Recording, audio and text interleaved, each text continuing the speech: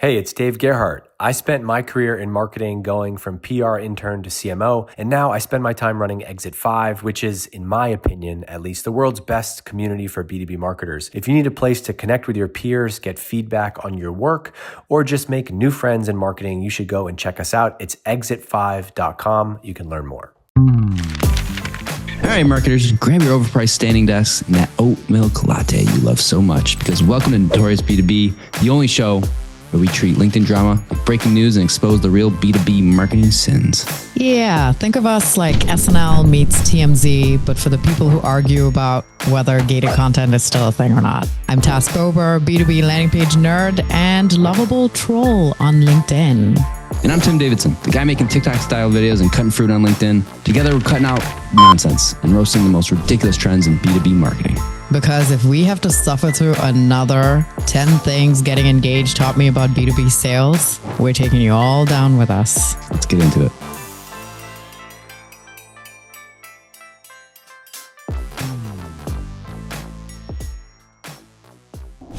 This episode is brought to you by our friends at Vector, aka the reason that your ad targeting actually works. You know, the ones with the cute little ghosties in the feed. Your favorite marketing team's secret weapon for ad targeting. See why at vector.co. What the fuck? Can I guess? Yeah, I mean, what's there to guess? It's like a Disney character, isn't it? It's not a Disney character. Describe for it's the like people Queen Latifah who... or something like that. Queen Latifah. Right? Okay, Right? for the people who can't see me, I'm wearing a little bit of my costume that I'm wearing tomorrow. So I'm wearing a crown and I have a cape. And while I am a queen, I am not Queen Latifah. Oh, is it the one that gives the... There's no specific queen. It is just a general queen. The stepdaughter of the apple to die? Like, is it that one? Remember she gives the apple, the poison apple? Yeah, Snow White, you mean? No, but not Snow White, but the evil stepmom. Who else? Who's the evil stepmom? Yeah, the evil queen or whatever. I don't know if Maleficent? That's like the pinprick one. Anyway, whatever. Listen, point is, this is the Halloween special episode. Even though it's coming out next week, I should have planned for this a little bit better. Yeah, guess what I am? A dino nugget. Paleontologist, yes. You're a guy. Oh, you're a paleontologist? Yeah. Do you think paleontologists are wearing shirts with dinosaurs? I'm an actual lover of dinosaurs paleontologist, not like one of those scientific weirdos. Oh, I actually like dinosaurs. Not like Ross Geller. Better. I got a spooky one that I wanted to start off with. Oh. Yeah. It's very small. It's small, but it's spooky. It's annoying. Okay. Go for it. All right. So if you remember, about 3 episodes, I ordered a friend.com thing. Yes. A little pendant. And what's spooky about it is that I still don't have it. You didn't get it yet? Still don't have it. October 2nd. I was just looking at the emails. October 2nd, got the thanks for the payment email. October 9th, so a week later, I get we're in back order. We're sending it out. We'll send you a FedEx update as soon as possible. It's October 30th right now. Nothing. Oh my God. In the age of Amazon, if things take longer than a week to come to me, I'm livid. I emailed them. Haven't responded yet. Do you think it's like a scam? That's company? To be honest, I'm a little scared of that. Oh no. A little scared of that. It could be just, again, the Amazon thing. If you told me it's going to take 28 days, I'm not like... 28 days is a lot. There are people getting back to people on demos sooner than that. Sometimes. That's not always Sometimes. True. It's kind of hit or miss. True. Yeah, hit or miss. Wow. Okay. Well, thanks for that update. We shall keep track. Sad one. Yeah, it's a very sad one because I am looking forward to how this works for you. It'll be, you have to put it into a skit so we can all see. Well, it's going to be everything I do. Everything. It's going to be on me at all times now. I'm going to buy the Ray-Ban glasses, the Meta glasses. Oh, you're fine. Life is just going to be great. Life is just going to be great. It's going to be great. I'm just going to be decked out, AI, everything. It's going to be awesome. You're basically going to be a robot. My life will be automated. I can promise you that. Okay. Walking automated. Okay, I'm very excited for this. Okay, so we have a lot of segments today, starting with urgent all hands, which usually we don't have those, right? And is it like that urgent? Different. It could. I feel like it's newish, so I feel like it's interesting. It's not astronomer CEO level of urgent all No, hands. No, it's not that kind of it's been a drama. bit. But it is an interesting one. It kind of came in hot yesterday. I saw the post, I sent it over to you, and I was like, huh, this is interesting. It's not something that happens usually. So you want to cover it? Sure. Yeah. Do it. You have So comments linked in here. yeah, so the TLDR here is Grammarly has just been renamed to Superhuman, which because Coda bought Grammarly and Superhuman, in very recent times. Grammarly obviously much bigger. Coda, or not Coda, who's the owner, but Superhuman, it's the email kind of company. Yeah, email tool. Yeah, email tool. They're a lot smaller. And I got data on this. Brand wise, Oh, well, let's just check it out here, right? So brand okay. wise, this is very sophisticated brand research. Wow. If you look at the interest over time, so just Google Trends. Yes. I mean, so you can't see if you can't see this. Superhuman is in the red here. Blue Yes. is Grammarly. Grammarly is outweighing them in terms of interest over time by like Well, yeah, everybody like billion I use Grammarly. It's been part brand of equity. me for a long time. And yeah, brand equity. It's also more, you have to think about also the relevancy. Grammarly has multiple use cases, right? You Hmm. have Superhuman, that's an email tool. If you're not doing email, you're probably not using them. There's a few factors in there, but obviously, if you ask multiple people, they would likely recognize Grammarly Yeah. over Superhuman. So it's interesting then that they decided that Grammarly will now be called Superhuman.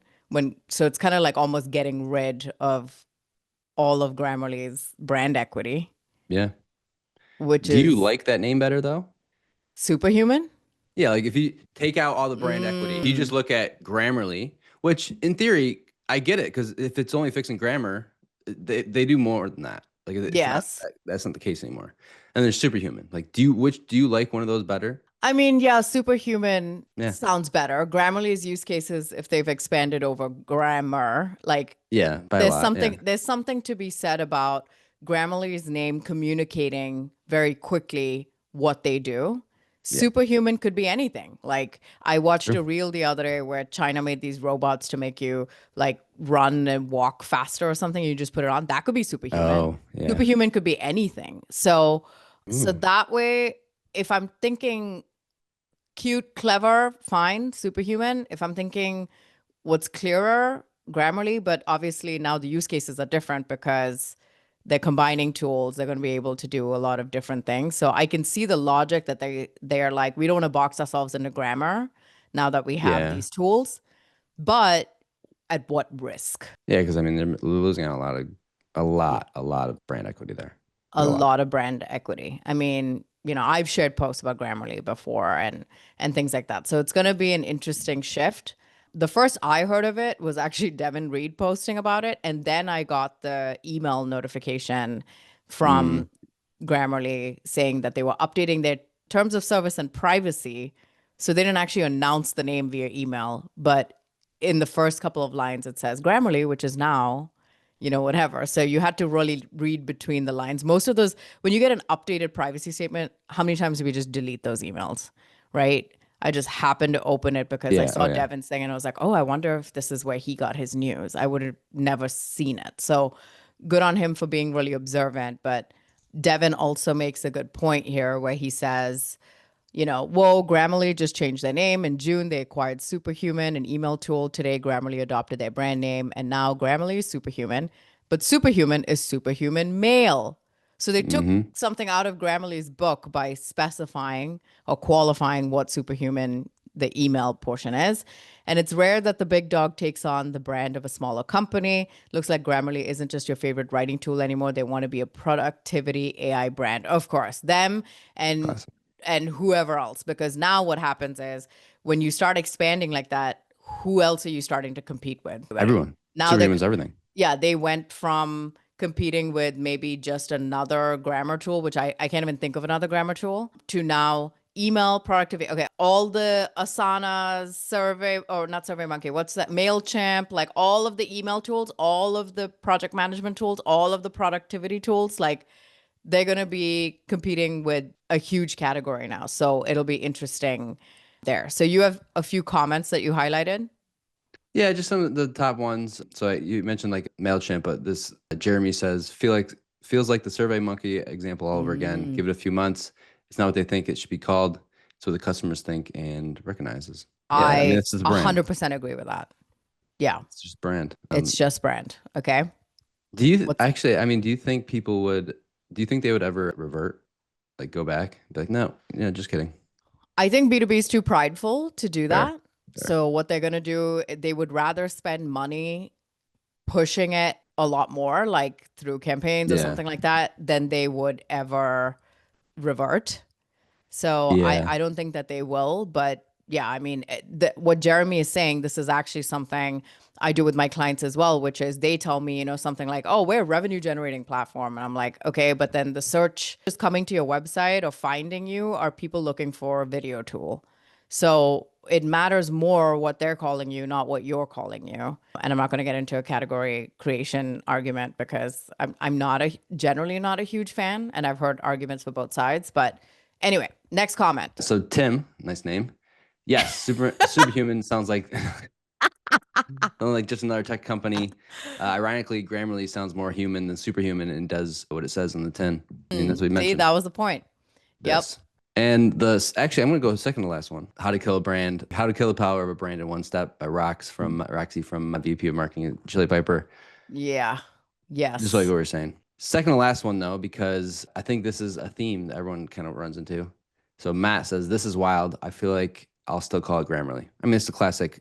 Yes. Everyone calls X Twitter. Everyone calls Facebook and Instagram.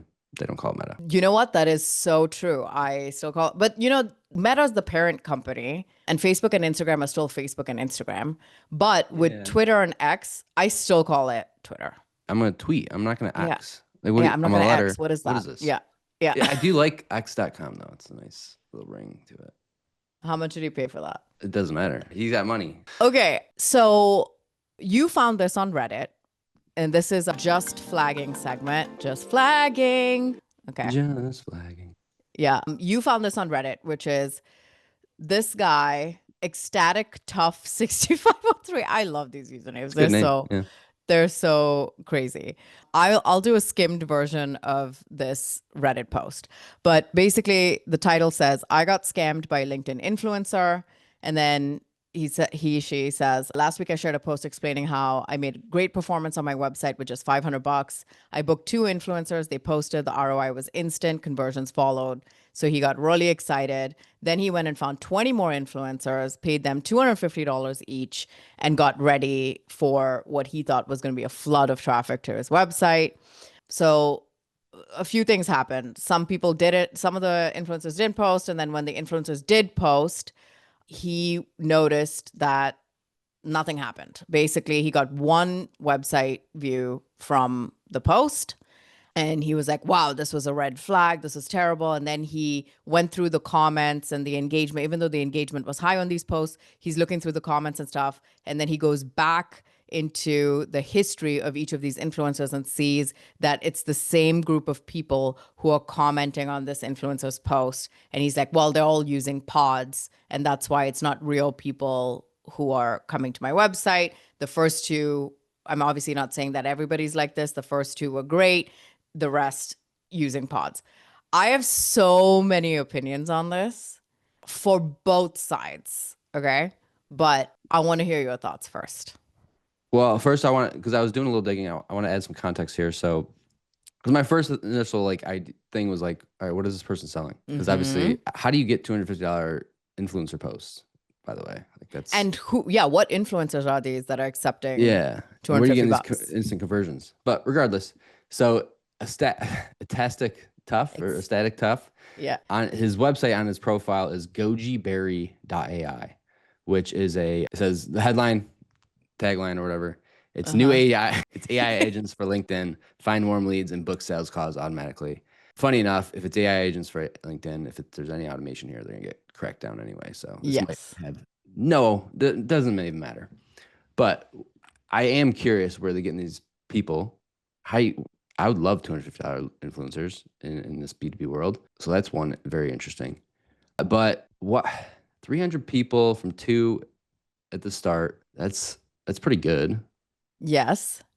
But like again, where do you find these people? That's actually really good. I have an inkling that he may have spent a little bit more on the first 2. So lying? Oh, Maybe, I see what you're no, saying. not lying. He just spent a little bit more and then was like, oh, now I'm going to just like go for volume. So he's like, this is my budget. I'm going to get as many influencers as I can for $250. Now, here are some of my thoughts. One, like you mentioned, there are a lot of varying factors. One, what is your product? Two, yes, the influencers, but content matters, right? How you present something. I have brand partnerships and posts that have not done well, and I've had ones that do well. And it's a combination of, is the product that we're promoting good? Are we being too salesy in the content? Have we written the content well? And how the algorithm is feeling that day. So that is like some factors that could determine whether something is a success or not. Even like linking, if someone put a link in the post, your reach drops, the likelihood of people going to that link, low, fine. Okay. So those are those factors. Here's the other thing that I think is interesting. I comment on the same people every day. Okay, almost on the same little universe, right? Like I see Tim's posts, I, see Adamola, like whatever. These are all my people. I go Dave's posts. I comment on Dave's posts every day. Are we in a freaking pod? No. It's also people forget that social platform doesn't mean new users all the time, every time. It is you are relationship building more at scale. I have people who comment on my stuff and have commented on my stuff since day one. Am I in a pod with Nathaniel Miller? I've never met the guy in person. We've never even had a networking call. He shows up on my content all the time. But we never have one-on-one conversations. So for me, I'm like, are you just assuming that everybody's a pod? Not to say that there aren't pods. There are totally pods.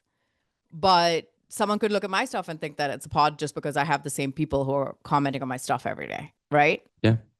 So is it just that you have a shit product and you chose cheap influencers who are happy to take your money and they didn't have the kind of reach that you thought it was and it was a failed campaign, and instead of looking at all the factors, you're just blaming the influencers? It's a Yeah, I mean, possibility. yeah, maybe you didn't do the research, right? Because if you do see a lot of likes but not a lot of comments, there's something off there. Yeah. I just want to add something as I was doing some more digging that I Okay. found interesting, and this could actually because everything somehow, some way, everything ties back to commentating always. And this is so on that Reddit thread. There was another Reddit thread that they basically like I don't know what you call it, but like they threaded the Reddit thread. And they gave Okay. more context on what they did for it, and they Yeah. actually shared the post that did really well. Okay. So And they actually share a Notion that has the post, and so the post is this. Okay, so this is one of the posts, or they paid $250 for. This is the English one. They also did one in France. It was a comment gating one. So they basically go down the line. Oh, last week a friend sent 97 personalized LinkedIn DMs. He got 46 warm replies and booked 12 sales calls. Blah blah blah blah. If you want the exact framework, comment sales, and I'll send it to you. my goodness. Okay. And there's a video of the exact framework with the Notion with the headline that says the LinkedIn high intent outreach system, how we booked 12 demos in 5 days with AI. Posted pretty well for that, right? 262 comments, 114. They said this is one of the ones that got them a lot of website traffic. Okay. Fair. Now, is the website traffic the actual Notion doc? And I say that because in this, they mention, I'm assuming to him, that they made the post for these people. They did all the copy and gave them the Oh Notion doc. no. Okay. And they just validated that it was the right picture, like image or picture or video. Okay. And they also shared the results. So the results from the two, just the two. So if this is all true, this kind of blew up. Okay. The results were $500 spent, two posts live. Again, where are you finding these people? Oh, so it is $250 per person. Yeah, Interesting. yeah. Okay. For those first two, they mentioned 18 trials, card added. I don't know what that means. 50 plus new signups, 9 paid conversions, which could equal $990 MRR. So I guess, yeah, you Okay. need to spend less if that's if you had 9 paid conversions. 5 demos calls booked, large sales teams, 10 to 30 reps each. That means, they'll recover it. But that was for the first 2. So obviously the other thread was when they followed up and said, like, I tried to scale this. Yeah, I tried to do it with 20 more. Yeah. But that clearly didn't work. But that's the thing. If they're doing this, I wonder if it's the same post. They didn't share more information on that, because on these 2, the person gave them all that information. Here's the notion doc to do it. I do wonder if for the other 20, it was supposed to be accommodating too. Yeah, I'm sure he's like, for $250, it's like, yeah, you're gonna write the content, give it to everybody, and then comment gate. And then he's like, oh, but it's the same people commenting, so they didn't actually want the playbook, that kind of thing, their pods, whatever. I'm imagining that was like a low follow account, which doesn't matter these days with LinkedIn. It doesn't matter if you have 100,000 followers or not. It's more about an engaged audience and whether the interest is there. Hey there, Jess Cook, head of marketing at Vector here. And anyone who listens to Tass and Tim on Notorious B2B is a friend of mine. So I'm going to hold your hand while I say this. Native targeting is filling your funnel with ghosts. Wouldn't you rather put your ad dollars toward, I don't know, people on your website, clicking your ads, researching your competitors? I know I would. Vector lets you build ad audiences from those exact people. Unlike native targeting, which gatekeeps that shit. Only letting you pick like some titles and industries and then just trusting them to show your ads to the right people. Boo. Okay, rant over, go to vector.co and get your ad audiences right. Here's the other interesting part is in his post, I'm going to go off on a rant here.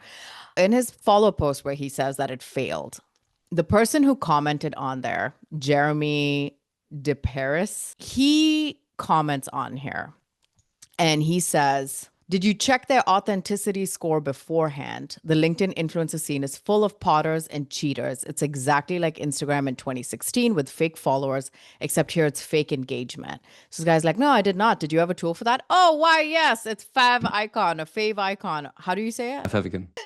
Okay. I'm going to go on a little rant about this company. So they do lists. So for anybody who doesn't know, yeah, fav icon does these rankings of creators and people on socials, specifically LinkedIn. So if you go to their website, it talks about, this authenticity score and their platform and all this stuff about influencer marketing. And they basically score you based on your followers, your engagement, and then they give you this authenticity score and they basically sell that to these companies who want to do, influencer marketing and stuff like that. Now, every year they do these lists where it's like top 50 in SaaS, top 20 in tech, whatever, right? All these influencers, top 20 in AI. And just started a couple of years ago. One thing that they got a lot of heat about is that they would have like a top 50 list and there would be like 2 or 3 women on it. Like very glaring biases in here. And obviously everybody on LinkedIn, it was just like a shark attack.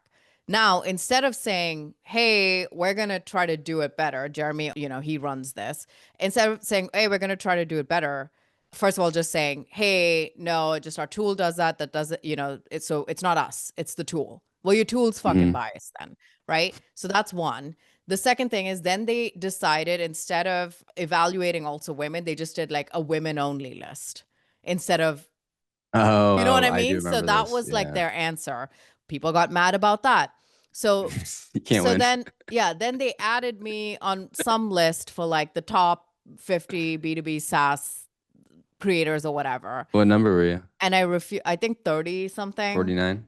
And I refused to participate or promote it because I'm like, it just doesn't, it feels like fake, right? They're using our influence or whatever, or all the work that we've done to capitalize on this tool that is obviously very biased. And so we've done public posts kind of calling out the company and stuff like that. But obviously he's here scouring the internet and Reddit for any of this stuff, and saying, oh, here's this authenticity score. I've actually even looked at myself in here. I think you have to sign up or something like that. I don't know if you can look, but that is something. I mean, if you look up like Tim Davidson. Yeah, look me up. Yeah. Okay, let's see. Top 20 influencers in Canada. No shot. Let me see if you're actually on Nah, this. no This will shot. be There's no way. freaking. There's no way. This will be freaking. There's Luke Luke Davidson. Davidson. Yeah, I was Justin gonna say. Bieber is number one though. That makes sense. Well, You're they a don't big do just Bieber. LinkedIn. I don't think they just do LinkedIn. No, they don't do just LinkedIn. So, but here's your post. You are Yeah, showing that's me up right there in the middle there. with a shirt Yeah, shirt that's down. you. You're famous in Canada. Oh, here, top 20 SaaS influencers in the US Damn. So you got more 2025. than me. Yeah, so I'm somewhere in here apparently, maybe. Yeah, there you go. I'm Tesla not over. where? Oh, number 15. Control F. Control F.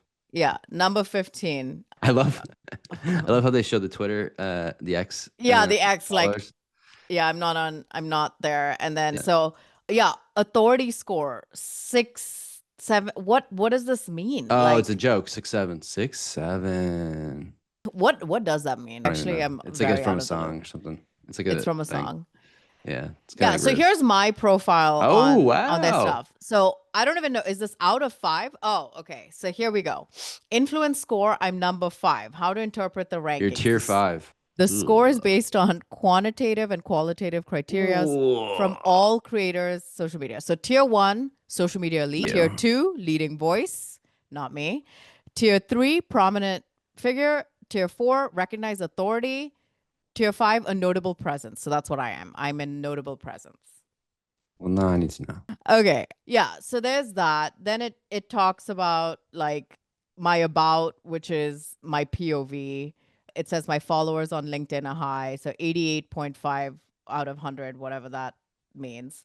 And then it shows my rankings here. Obviously, if you want to look at more stuff, you can pay to look at that stuff. So anyway, this is, oh, look at this. Look at this. If you hover over this like speaker icon, it says female empowerment, Nah. LGBTQIA plus, diversity and inclusion at What? work. Why is that on there? What? Because I called them out? No. Because I call them out? No. Why is that on there? That's crazy. Isn't that crazy? Like, why is that on there? It's It AI, doesn't dude. it You can yeah, blame it everything on doesn't. AI. Okay, so then you shared a study with me, which I almost didn't put in the docket. I took out of the docket. You took it out. I took it out It was too, but I fake. have it open. It was fake. I But think, but we don't know. But try, yeah, give it a whirl. Give it a yeah. whirl. Okay, so Tim basically sends me this, which I still have open. It was by like a not very legit site, or like we hadn't heard of it, so we kind of took it off, and I was like, I don't know, it seems like speculation. But it basically talks about, is LinkedIn's algorithm biased against women, and not in a way that's like, if gender is female, then demote the post. That's not what they're saying. But instead, is the algorithm coded to say, hey, if the content is from a high quality professional, then push it up further. But then it's like, what's the definition of high quality professional?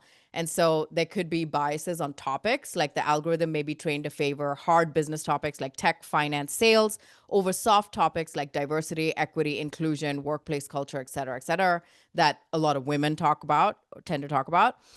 And then language bias, so it's like, there's a lot of studies on the types of vernacular that men use versus women. So like agentic words like driven, strategic, leader, while women are described with communal words like collaborative, supportive, helpful.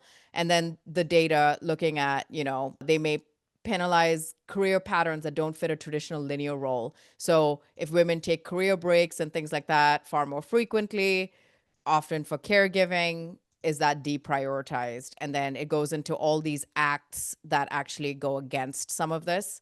But the topic of biases with AI training is not new, but this is the kind of shit that like adds to it. You know what I mean?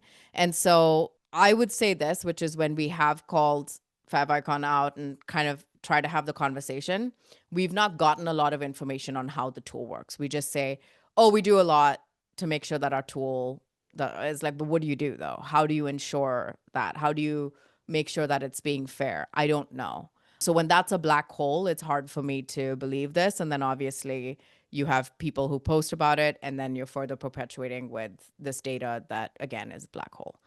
Okay, end rant. All right. I'm gonna let that one simmer. Let's just let that one simmer. Yeah, it's hard for you to react as the Can't. white I male in mean, this I situation got who's not nothing to showing up say. on any list. So really, there I'm not in there, by the way. I checked, and it's kind of embarrassing, actually. you're So not in there at all. can't find me. That's fine. You know, That what? Good. that is Good. weird. I'm suppressed. I'm They suppressed. suppressed me. I'm suppressed. Okay, moving on. Big prompt energy. Oh yeah. I hope people don't think this is a layoff there's a lot of energy. podcast because we got another one. You know what's funny? I got newsletters about this, Google alerts. Yes, that's still a thing and I still do it. It's so funny because it shows here 14,000 jobs. So Amazon is cutting 14,000 corporate jobs while ramping up AI. I saw 600,000 jobs, which is like a huge difference. But I'm going to I think that's something different. That's what's interesting to me, actually. Okay, So go that's on. something different. So the 14,000 is what they just kind of was said that they were letting go of 14,000 people for AI or whatever. The classic talk track here. 14,000 corporate jobs, which, Amazon has a very big company, obviously. I saw a stat recently where they actually employ about like 1% of Americans. Like 1%, one company employs 1%. Think how crazy that is. So all the Amazon deliveries and all that. What you're talking about, which is why I think it's interesting, is because coincidentally, there was like the leaked document or email that was talking about their plans for the future, where they're gonna, instead of hiring 600,000 people or what they would have hired, they're gonna replace them with robots, or what they're calling them, to make it sound more PRE, Cobots. So that's where I think it's interesting, because on October 23rd, which is the Futurism article here, it's where we're talking about where the release document, they were talking about, they're going to replace 600,000 workers with a robot army called Cobots. And then basically a week later, they announced that they're going to be releasing 14,000 people for AI. And I thought that was interesting because when the leaked documents came out, there was actually a lot of defense about it. It's not that they're letting people go. It's more like, for the future, we're actually just going to hire robots instead of hiring more people. So it has less of a sting. But now, a week later, they're saying they're cutting 14,000. Ay, ay, ay. It's a lot of people. It's a lot of people. Our neighbor, they came to us and said, "Hey, my son is, he's at Ohio State or Cincinnati, whatever, University of Cincinnati. Same thing. And he's and he is looking for co-ops." And we're like, what is that? Basically a paid internship. And so he needs 2 of those in order to complete his degree and graduate. Oh. And it needs to be something that pays at least $18 an hour. And so we're standing there and she's like, "Well, do you know anybody, or, your company's hiring?" And we're looking at each other like, I mean, right now, the job market, obviously, no lie, it's crazy. You could probably, like, why would a company hire somebody who hasn't even finished school yet for 18 an hour when you could employ, like, AI. literally there are people who, either AI or people out there who, right now, like, yeah, I'll do something. I mean, maybe not for 18 an hour, but you could probably get a little more skilled worker for that cost versus you having to teach. And the funny thing is, his degree is very similar to Nash's. Like, Nash, my husband, graduated with an MIS and marketing degree, information systems, for anybody who doesn't know. And then our neighbor's son is also in business or data analytics and information systems. So back in the day when we were in school, that would have been a viable one to get into because tech is booming. We're making advancements in technology, all of those things. Now it's kind of like, dude, an entry-level job in that area where it's like data analytics and visualizations and stuff. Yeah, there are tools that can do that you would have to train less than teaching this person how to do that. So it's kind of a tricky one, but Nash posted about it, and there were a few people like, "Hey, we do co-ops and we do paid internships, send them our way."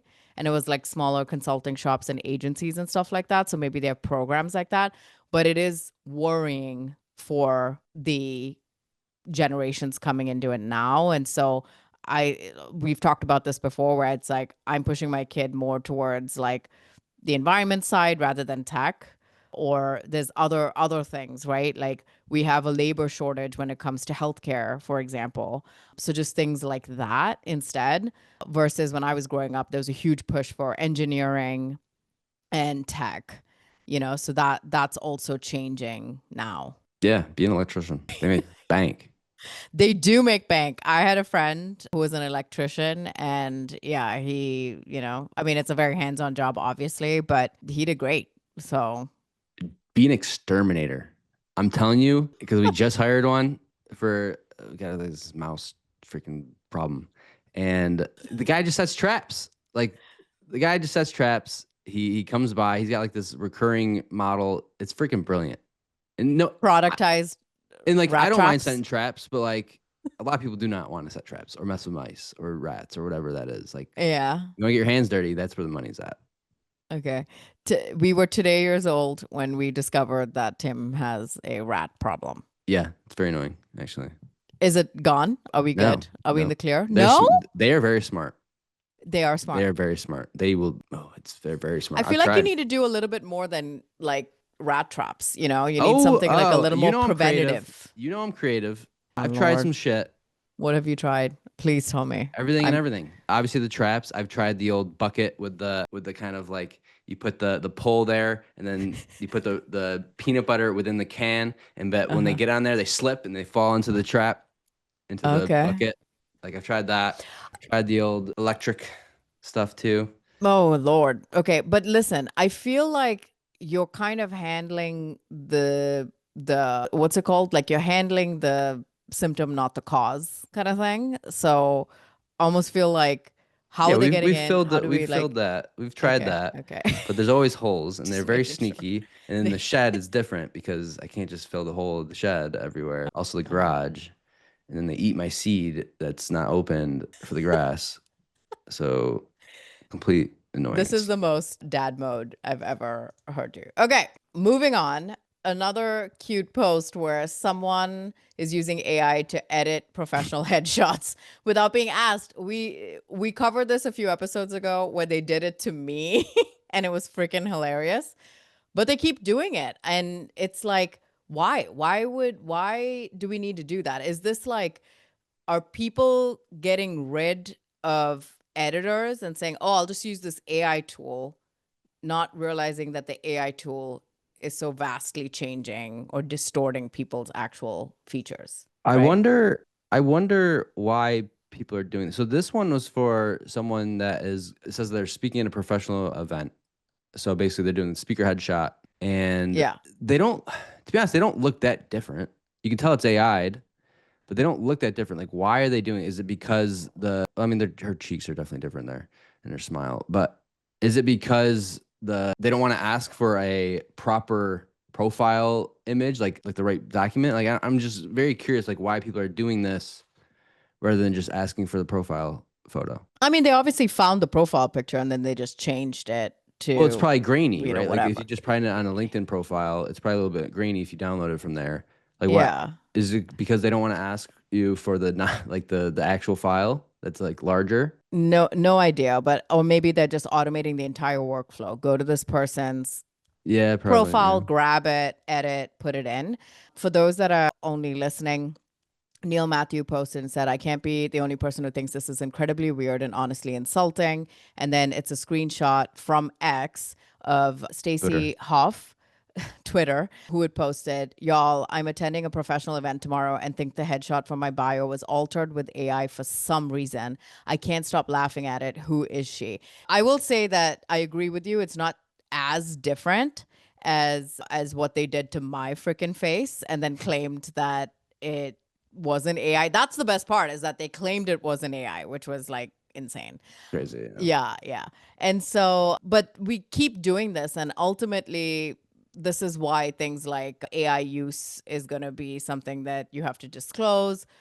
I have to tell podcasts and stuff like, here's my headshot, don't use don't crazy. use AI That's so to change crazy. it up. Like if you need one without the smoky purple background, I have that too. I'm willing to provide it to you. Please use as is. And then Crazy. I'm also judging this side note. I'm judging this website competition, and the picture that they used for me I don't even know how they got it, but it's a picture of me at 20 years old. I used it like on my Tinder profile 10 years ago, whatever. And yes, and they found that and they used that in the promo stuff. So I messaged the guy like, "Where did you even get that picture?" Like, and so I made him change it and I was like, "Why didn't you just go to my LinkedIn or ask me for the picture?" I mean, that's kind of funny though. That's kind of funny. I bet That's everybody's dying that's to like see funny. what that picture looks Yeah, like. because now if I'm doing something with someone and I have to put the profile image up, I'm gonna look for their Facebook picture from high school. That would be sounds hilarious. hilarious. That would be hilarious. They might have replaced it. Let's see what it was before. Okay. So this is the picture that they found and used. And No way. I asked them, I was like, "Where did you find this picture?" That's hilarious. So this is the picture they used. I'm 20 years old. I mean, I thought 28 is when I went and got the screenshot of this. But I was 20 in this picture because I had just moved to the US and that's where, that's the picture that they used. So I'm like, "Where did you get this?" So literally my message to him was, "Hey, I saw the graphic for the promo post and it's using a really old picture of me that shouldn't even be public."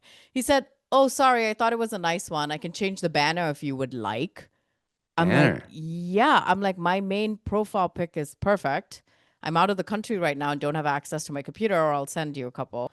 And then he's like, "No problem. Is it this one?" He sends me the LinkedIn one that I use. And I'm like, "Yep, that's the one." And then he changed it up. Like, how did you even find that? I guess let's look up Task Bober on Google. We'll look at images.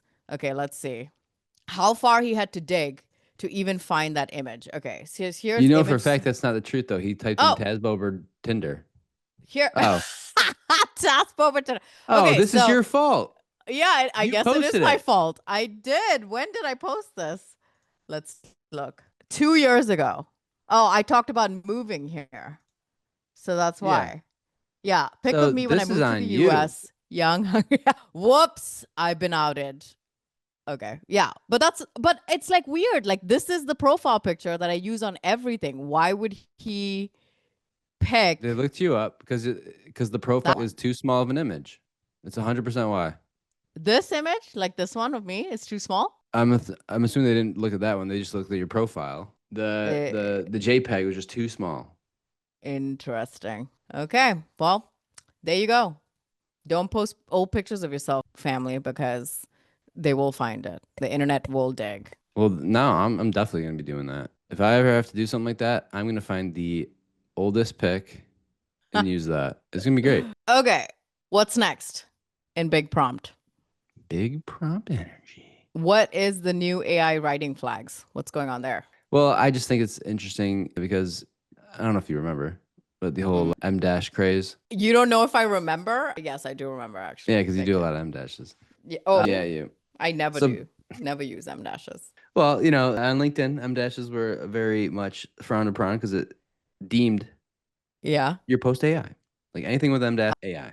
Especially in your brain, for sure. Yeah, 100%. Well, it is now because I never used M dash before in my life. But now I guess there's some new ones out there and people are not happy about it. Okay, let's see. So Sarah Suzuki, Harvard, probably went to Harvard, says new AI red flags in copy. Big alarms here. Big alarms. Okay. 1, the rules of 3. 2, using it's not X, it's Y. Yeah, that one. Is it? Really? Yeah, it's like, it's not, it's not, a revolution or whatever. It's not a change. It's a revolution. Like it loves saying shit like that. I say stuff like that though. I know. I mean, it's obviously trained on how people used to write, but now it's like, it's just in every post like it. And so you just kind of get, whatever. Okay, keep going. Capitalizing the first letter of a sentence, having thoughts that make sense, being grammatically correct, writing like it's like someone who's seen sunlight, literally any sign of literacy. Apparently, if you use words now, you're a robot. At this point, the only way to sound is a little satire, but at this point, the only way to sound human is to type like you're having a stroke. Me, like poopy, me brain smell, me brain silly, bye thing. Congrats, everyone. We've bullied writers into reverse evolution. We've officially reached the Salem witch trials of writing. If you breathe near a semicolon, you're getting burned at the stake. Oh my God. First It's of all, obviously satire, but it's written not so true. well, though. It's written so well. Love the example. That's freaking hilarious. I do agree with the first two. Obviously, the M dashes and stuff, whatever. Excessive use. We've talked about this before. It's not the M dash that's the issue. It's the excessive use of M dashes. But that's how a lot of books are written. The capitalizing, that's freaking funny. Obviously, there are a lot of people who only write in lowercase now. Nick Power, looking at you. But that's like kind of become his thing. But the me poopy is freaking hilarious. Oh my God, that comment is so good. Degenerative AI. That is so good. That's good. That is so good. Yeah, I mean, so Noah even says you can take my M dashes, but you'll never get my rule of threes. I mean, Oh my gosh. well, I mean, so obviously, I just think it's funny because I actually recently gave someone some copy, Okay. and they asked if it was AI, and I can promise you it was not AI. Okay. That sucks? Yeah, it sucks if they just automatically assume that Yeah. you gave them AI copy. So now you have to prove people that it wasn't. Yeah, how do you do that? I guess no M dashes, no misspellings. Like misspelling is probably a big one, to be honest. That like if you add misspelling it. misspellings, if you purposely add misspellings, they're not going to think it's AI. Well, that's why she's saying that we Degenerative AI. basically have to go backwards. We have to actually show that we're illiterates in order to be human, which is like so insane to me. I will say this though, when I was trying to use it, I was like, oh, this is great. I'm going to build a task GPT. It's going to help me write. I hate the way it writes. And so I end up overdoes it. It overdoes it. And then I just end up editing it. And then I spend so much time editing it that I'm like, it's not worth it anymore. So what I do is I'll say, okay, are there any points that I'm missing or something like that based on what I've said in the past? I'm like, oh, okay, cool. So I'll add that in. But I've just started just going back to writing every single thing from scratch because I feel like it flows better. I always say this, which is it's trying to solve someone else's math problem. It's hard, right? Versus I'm just going to start from scratch. I'm just going to try to do it myself. So that's what I do. And I use it more for, okay, are there any points I'm missing? Is an outro that's better, whatever, that kind of thing, but not at all for the actual writing piece because it's freaking awful. It's so bad. And it doesn't listen. You said, how many times you said like, I've told it not to use M dashes. It's always just effing with you all the time. I still use it for misspellings because I don't use Grammarly Superhuman. So I still use it for misspellings. Huh? I'm actually terrible at that. And that's the thing. You can misspell and people call you out. They get really mad at you on LinkedIn. But then they also get mad at you if you have no misspellings because they think it's AI. It's fucking annoying. Yeah. Amount of times I've been called out because of misspelling. It's like, shut the. They could just go all in like you in the Sora videos. What do you mean? Those are real. Okay. Yeah, I really loved your trick with the unicycle and the 10,000 hats and the juggling. That's pretty good, right? Yeah. Well, the juggling, that was obvious because the juggling, it wasn't actually juggling. Dave actually called you out in his video like, we got to get Sora away from this dude. And I was like, yeah, seriously. But people do love it. I mean, it's funny. I do watch it. I do watch them. I do get a good chuckle out of them. I know that they're only 15 seconds. So I'm like, the commitment is low. Yeah. Right? It's very low. That's the thing. It's very low. And they do look, it's scary how good they're getting. And and it's only going to get better, right? Yeah. I just did one that I was like walking off in the sunset with a little astronaut cartoon. Yeah. So crazy. Okay. Are we moving to Let's Noodle? Let's noodle. Let's noodle. What's up with the vibe coding situation? Because I actually just started vibe coding some stuff this week. So I don't know how terrible it is. What are you vibe coding? No, not vibe coding. I'm just using Lovable to experiment building out my process in there. So I don't understand. I just started. Okay. I will say I'm working with a company and they have a person that does vibe coding and they do some cool stuff. Really? It's not just all in Lovable though. They have to add some stuff outside of it, and they obviously are very technically advanced. Yeah. But I don't know. I think everyone talks about vibe coding like, oh, we're building all this stuff out, but I think there's some flaws here. It's not I'm sure. And Alex Turnbull tells it as it is. Ooh, let's hear. He says vibe coding is a joke. Oh, starting off strong. Lovable just well, this is where it gets interesting. Lovable just cost another unserious founder $300K in rebuild costs. We're not talking about senior engineers using Claude, Cursor, Codex, etc. But every non-technical founder pays the vibe code tax eventually. In rebuild costs, burned customer trust, lost momentum that's hard to recover. Here's what nobody's telling you about AI vibe coding tools. They're great for demos, terrible for production. The difference will bankrupt you. You can build an MVP in a week, but a production release takes months. Side note here. This is Tim's side note. This looks like AI. Just saying. Yeah. I hate the sentence and moving it to the next line when it's not. That's so That was annoying. like AI, but also trained on terrible LinkedIn content. formatting. Yes. Yeah. Yes. Terrible. So, okay. Sorry, it's a side note. You can build an MVP in a week, but a production release takes months. Most founders learn this burning through their runway on tokens. Okay, I can't read this like this. It's absolutely brutal. That's what I'm saying. It's so distracting. This was written by AI because it goes, and the brutal truth. Yeah. So it's basically, long story short, it's basically saying that vibe coding, even though it's a great craze, for something that's real, right? Like you can build something, but I think there's a lot of problems with and I think we've talked about this before, just like the security. And if you're only doing it on Lovable or like things that are going to break, and you're going to break a lot of trust with your founders and things like that, or not your founders, your customers. But basically it ends up with vibe code tax hits in 3 ways. Your product crashes when customers need it most. True. Your rebuild costs more than hiring developers up front. Your lost time becomes the most expensive part of your journey. So if you're doing this as like a business, that's where the issue is. If we're just doing it on the side, just fudging around. Or like internal work or something like that. It's not that serious. Yeah. You don't have to hire developers to rebuild it because it doesn't matter. Like it broke, it's whatever.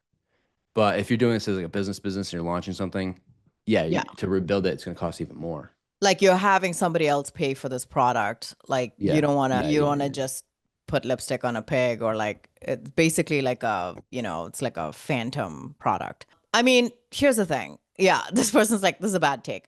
I'm going to say this, which is Lovable exists to prototype too. So you can use it to prototype, but if you're trying to use it for the purpose that this person or multiple people have done it, then it's like you don't fully understand what its capabilities are and how you should have been using it. Like that's kind of on you to have done the research. But if you're a non-technical founder, you don't know that. And that's what people are saying. There's nothing wrong with Lovable or, tools like it. Again, this sounds like user error where it's like, oh, I'm going to build it. I'm going to cheap out. I'm not going to get a developer. I will just build this on Lovable. I'm going to try to make money off of it. And then when it breaks, I'm going to blame Lovable for it. And I feel like, is this a tool problem or a people? Always. That's always the first question. Is it a tool problem or a people problem? And most times it's a people problem. You know what I mean? Like they didn't use it for the right purpose. Like you could have done, oh, here's what I want the product to do. Here's a prototype. Take it to talented engineers who now have, a step-by-step of what they need to do or what it needs to look like, and then build it from there. And then you try to make money off of it. It's basically all the vision stuff that founders talk about. This is a way to bring that to life a little bit, but then go make it real. You know what I mean? It's like saying, hey, Lovable, I want to create this really cool car and I want it to look like this and have all this functionality. Lovable's like, cool, we'll sketch it out for you. And then it's like you're saying, oh, okay, cool. I have this sketch of this car. I'm going to go sell it to people who need a car. And then it doesn't work because it's not a freaking car. It's a prototype. It's a prototype. It's scaffolding. So you got to take it to engineers to build a freaking car and then you sell it, So that's kind of where people are getting the disconnect, is they think Lovable is going to take them from A all the way to D, right? To a fully finished product. And maybe one day it'll get there, but it's not right now. So I feel like it's kind of on them. Yeah. It's always user error. Yeah. Users are the worst. Yeah. Users are the worst. Okay, let's end on a funny note that I found on Reddit in the LinkedIn Lunatics subreddit. But it was funny because this goes back. One of my favorite clips of all time on Notorious B2B is when we found the Reddit thread of this person who apparently started dating or tried how she found eligible people on LinkedIn. Yeah. And my favorite clip is you saying, hear me out. And you went on this little rant. And then at the end you said, I think it could work. And I burst out laughing because I thought it was so freaking funny. And so, I mean, I feel like people are using it for more than just professional stuff, you know? And this guy is very open about it. So this is on LinkedIn Lunatics, and the image says something about it's a post. It's not the whole post, but it says, in the right age, right stage of careers, financially independent, emotionally ready, and genuinely looking for a genuine partner to build a life with. If you can relate to this, here's an experiment. If LinkedIn can get us jobs, clients, mentors, and investors, why can't it help us find love? Let's start something called Open to Marry. If you're genuinely ready, just drop your profession and city in the comments. If we cross 100 comments, the city with the most entries will get its own offline event filled with laughter, fun, games, and maybe your first courtship moment. And then there's his profile picture with the green open to work badge, but it says hashtag open to marry. If it's not satire, my feedback would change it from green to something else because everyone's just gonna think it's open to work. Yeah. My feedback, that's your feedback. If he's being real about it, Yeah. right? Like, I mean, the post did blow up, by the way. There's a hashtag. Should we look up the hashtag and see how many people I don't think are anyone did the hashtag. using said hashtag? No shot anyone's using the hashtag. But it's got like 1,000 likes and all that. No, it's not. That's not It's fake. not. I saw. Well, oh shoot. Uh-oh. What? Man. It's fake? So obviously no, it's not. I don't think it's fake. Okay. The post did blow up. Look at it. 1,000 likes, 474 comments. Oh We'll go through my the comments. God. But I say because someone else did this a very long time ago. They made the open to marry thing. It's an SEO specialist. They did this 9 months ago. Okay. So it's not real. It's not a new concept. It's I thought not the guy a made new it up. concept. This guy just Stole it. stole it. There are quite a Few of them, few actually. posts, using this. Stealing. Everyone's hashtag. just stealing from each other, though. Everyone it's is just this stealing from each classic like steal fest. Whatever. But this guy took it to the next level because he put Yeah. his own profile pictures Yeah. although his actual profile picture does not have that. Do you see it? The badge? Yeah. He didn't actually do it. It's just freaking probably gimmick. Okay.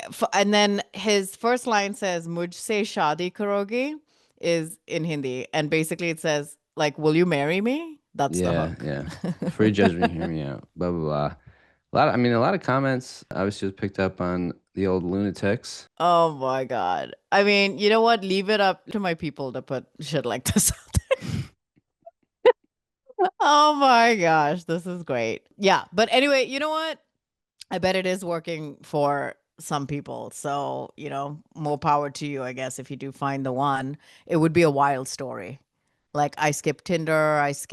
In India, there's this website called shadi.com. Like, Yeah, I saw that. So it's like they skipped all that and they just, found someone on LinkedIn. It would be a cute LinkedIn story, I think it happens more than we think. It's just no one wants to say it. And we'll find them. Or they can submit themselves. If I'm being honest. Okay, here Being we go. completely frank here. Here we go. It's probably the cause of more affairs than relationships. 100%. 100%. Like a lot. Yeah, because even regular dating apps, dating apps that's true. have a lot of affairs and people on there. With LinkedIn, much easier. Your wife or husband or girlfriend or boyfriend, they're not checking your LinkedIn DMs. If they're checking your phone and stuff, they're not thinking, I'm going to go check and see who he's messaging on LinkedIn. They're not thinking Tinder, about that. They see the Tinder app, they're pissed. Yeah. LinkedIn app, he's just doing his thing. They'll go to the Instagram and check the DMs there. They'll look at your iMessages and they'll check your messages there. Even Facebook, they'll do that. There was a statistic that was like 4 out of 10 marriages or something like that. The divorce papers say Facebook in them, something like that. It's some like weird statistic. So 100%, maybe that's the hack is I hope we're use not LinkedIn. outing some people here. Oh, no. All right, let's be honest. You probably didn't go to school for B2B marketing. I didn't. And that's exactly why we built Exit 5. It's now the top community for B2B marketers. You can learn more about our community and our in-person events over there at exit5.com, or at least join the newsletter. I read every message and I promise that if you reply, I will reply back. See you over at exit5.com. Big thanks to our friends at Vector for keeping your ad budget out of the shredder. It's the only way to build ad audiences by name and not waste another cent on native targeting. You know Bargain Boba loves hearing that. Check them out at vector.co. And on that note, All right, retention rate. retention. And that's a wrap on Notorious B2B, where we expose the nonsense and remind you that most B2B marketing is just a very expensive guessing game. Don't, and post a passive-aggressive LinkedIn poll about it. We'll still find you. And if you have B2B drama we should cover, slide into our DMs. We accept screenshots, leaked internal memos, and questionable brand rebrands. Until next time, keep your marketing unhinged and your LinkedIn bio free of the words growth hacker. See you later. Later, skater.